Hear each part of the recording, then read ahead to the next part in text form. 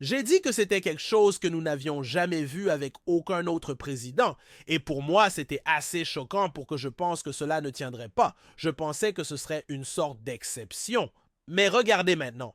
Gallup vient de publier son sondage de suivi, un mois après le retour de Trump au pouvoir, et ses chiffres ont empiré. Il n'est plus à -1, il est maintenant à -6, ce qui fait de lui à ce stade de son mandat non seulement le président le plus détesté et impopulaire en plus de 70 ans de sondage Gallup, eh bien, malgré les affirmations d'Elon Musk et de Donald Trump de soutenir la liberté d'expression, leur comportement démontre clairement que ce n'est pas le cas. Et bien qu'il y ait de nombreux journalistes qui utilisent leur droit à la liberté d'expression pour exaspérer Donald Trump, cela a été particulièrement évident lors d'un discours et d'une publication de Trump aujourd'hui.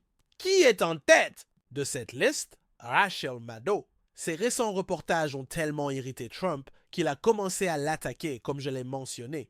Nous allons discuter de tout cela, mais avant de le faire, je vous demanderai de liker rapidement cette vidéo et, si ce n'est pas encore fait, d'appuyer sur le bouton d'abonnement. Si vous aimez notre chaîne, cela signifie beaucoup pour moi et nous aide énormément.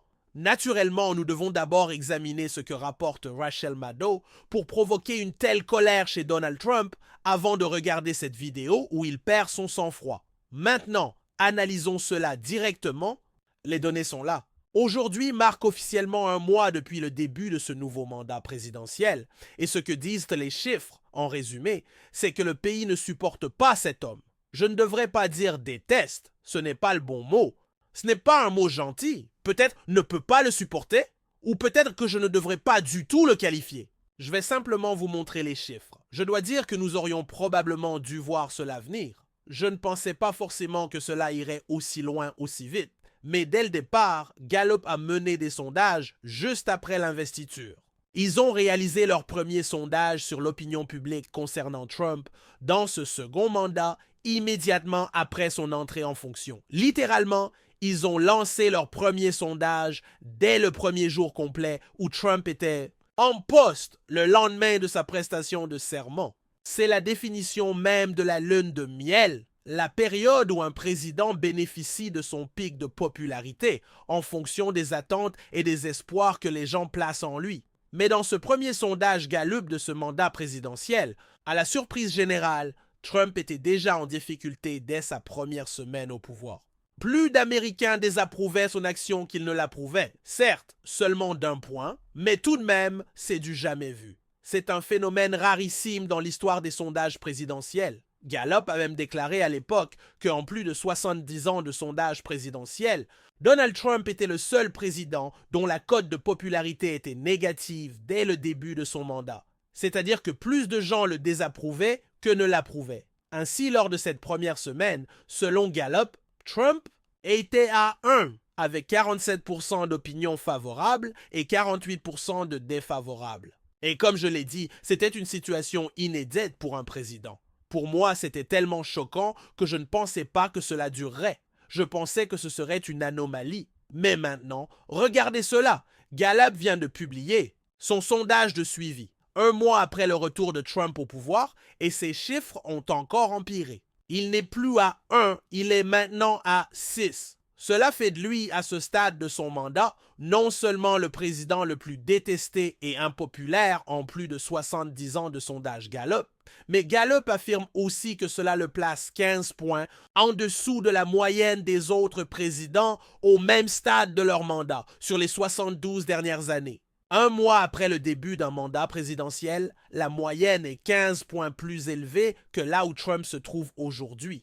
Aucun président n'a jamais commencé son mandat aussi mal aux yeux du peuple américain. Lorsque Donald Trump a pris ses fonctions pour la première fois, trop de démocrates au Congrès pensaient que peut-être les gens voulaient travailler avec lui et qu'il fallait essayer d'être bipartisan. Mais les chiffres sont là, Donald, et ils sont historiquement mauvais, à tel point qu'ils en deviennent presque impressionnants. Peut-être que cela servira d'avertissement, car ces politiques sont impopulaires et les choses que les gens pensaient voter pour ne se réaliseront jamais. J'étais fermement opposé à cela et ils en ont pris conscience.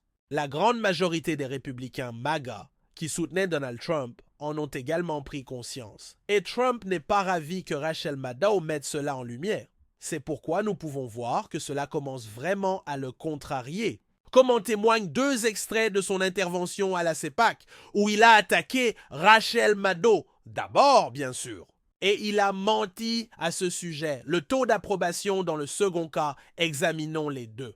Puis, notre taux d'approbation est maintenant le plus élevé jamais enregistré, toutes catégories démographiques confondues. Rasmussen vient de publier un chiffre de 56%, Insider Advantage 56%, RMG Research 57%, et nous avons de nombreux sondages dans les 60% et plus, avec un à 71%. Nous aimons ce 71%. Donald Trump a également réagi à tout cela en déclarant que MSNBC, aussi appelé EDC, est une menace pour notre démocratie en raison des individus malhonnêtes et trompeurs à sa tête.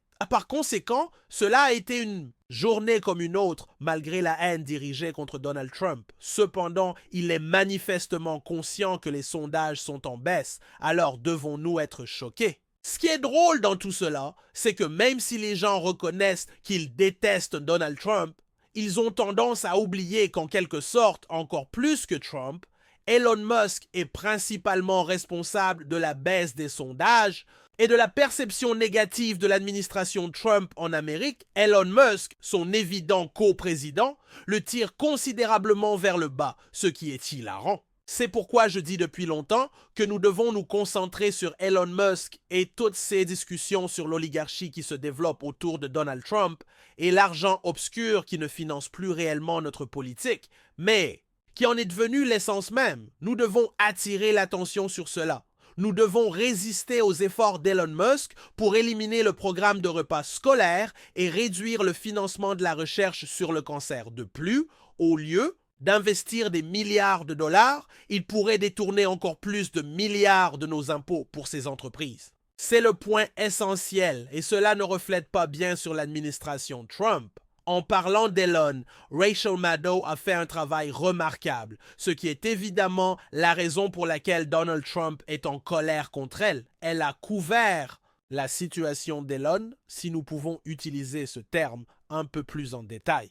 C'est quelque chose que vous voudrez vraiment entendre. Depuis le jour de l'investiture, les ventes de Tesla en Europe ont connu une énorme chute, récemment en baisse de 40% ou 50% ou plus dans les plus grands marchés européens. Globalement, l'an dernier, les ventes de véhicules électriques ont augmenté de 25%, mais celles de Tesla ont baissé de 1%. Une baisse de 1% peut ne pas sembler énorme, mais alors que le marché global pour ce type de véhicule augmente, il faut considérer que cette chute de Tesla cette année fait suite aux 2 dernières années où les ventes avaient augmenté de 38% et 40%, et maintenant, cette année, elles sont en baisse de 1%. Alors, comment cela affecte-t-il son rôle ultime dans ce qu'il fait à notre gouvernement et l'image publique qu'il renvoie? Je ne sais pas, mais je pense qu'il est raisonnable de s'attendre à ce que ce soit imprévisible,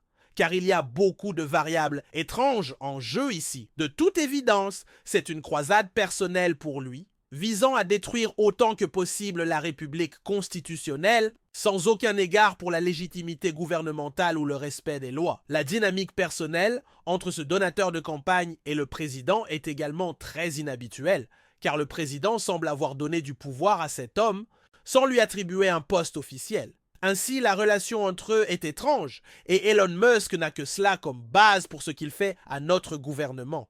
La dynamique est étrange. Le président est mis sur la touche, tandis qu'Elon Musk occupe le devant de la scène.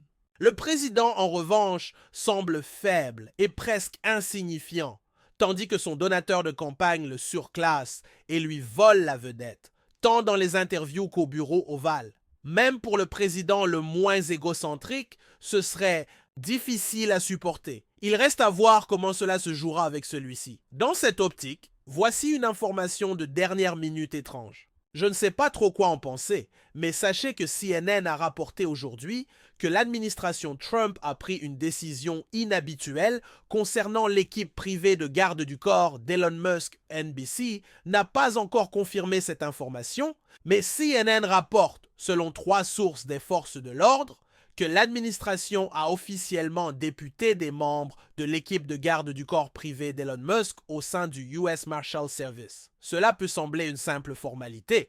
Bureaucratique?